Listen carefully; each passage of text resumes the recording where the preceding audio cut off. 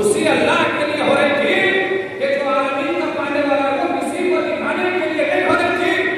کہ میری بیٹی مجھ سے راضی ہو جائے کہ میں نے اس کے وزن کو اپنی اس کے اوپر بٹھا رکھا ہے، میرا داماد علی مجھ سے راضی ہو جائے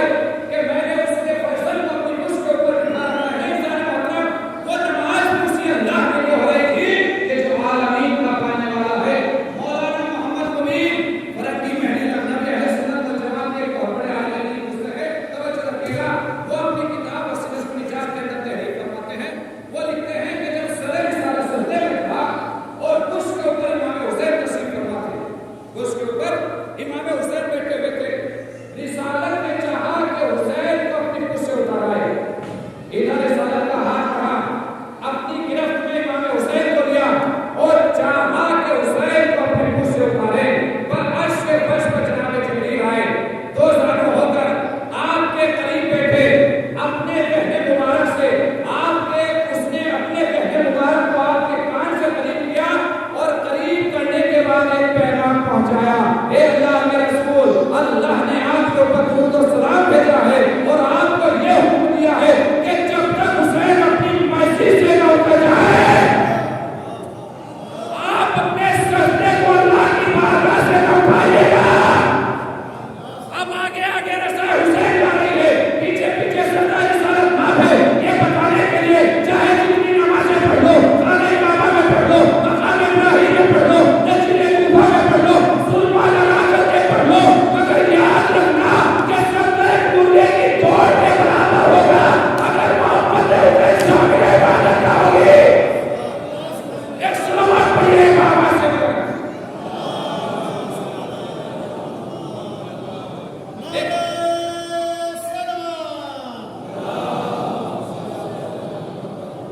اس سجدے کی کوئی قیمت نہ ہوگی، وہ سجدہ مردے کی توڑ کے برابر ہوگا اگر شامل عبادت محبت حسین نہ ہو۔ آپ توجہ فرمائیے کہ امام حسین پشت رسالت پر بیٹھے ہوئے ہیں، پشت رسالت پر بیٹھے ہیں، اگر امام حسین کا حیثیت نوازا، آپ کی توجہ چاہتا ہوں خاص دعا میں آپ کر لیں گے انشاءاللہ جملہ اچھا لگے، اگر امام حسین پشت رسالت پر بحیثیت نوازا بیٹھے ہوتے تو سر رسالت اٹھ جاتا اور تاریخ عبادت میں سنہرے الفاظ سے لکھا جاتا کہ رسول کو نوازے عزیز تھے مگر سجدہ زیادہ عزیز تھا، رسول کو نوازے عزیز تھے مگر سجدہ زیادہ عزیز تھا۔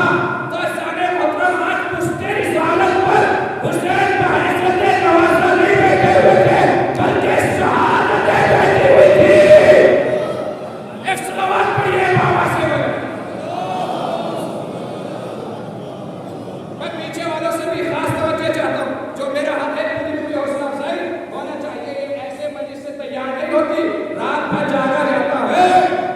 ایسا محترم ہر انسان کی ایک اجرت ہوتی ہے اور پڑھنے والے کی اجرت یہ ہے کہ اس کو دعا کے ساتھ اس کی حوصلہ افزائی بھی ہوتی رہے۔ آپ کے ہاتھ میں ہے، لہٰذا ہر انسان کا آپ کی مرضی ہے، یہ ذاتی وائز کے فضائل نہیں ہے کہ حسین جیسے امام کے فضائل ہیں اور ان کے اوپر خوش ہونا ہمارے ذاتی حق ہے، ہمارا ذاتی حق ہے ان کے اوپر خوش ہونا۔ صرف کی اولادیں خوش نہیں ہوگی، یہ حسین کی فضائل ہے، ہمارا حق ہے ان کے اوپر خوش ہونا، اور میرا حق ہے کہ میری حوصلہ افزائی نیچے سے ہوتی رہنی چاہیے۔ آپ کی مرضی ہے، یہ حسین کے فضائل ہے اور جملہ آپ کی سماعت کے حوالے کرنا چاہتا ہوں کہ اگر آج پشت رسالت پر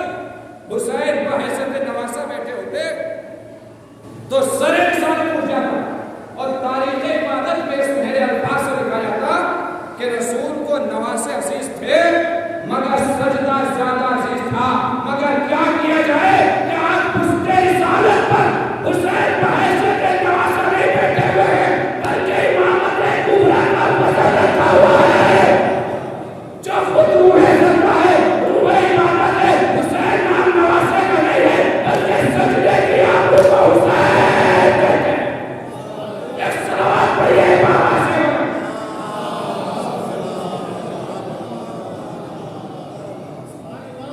امامت کبریٰ کا وزن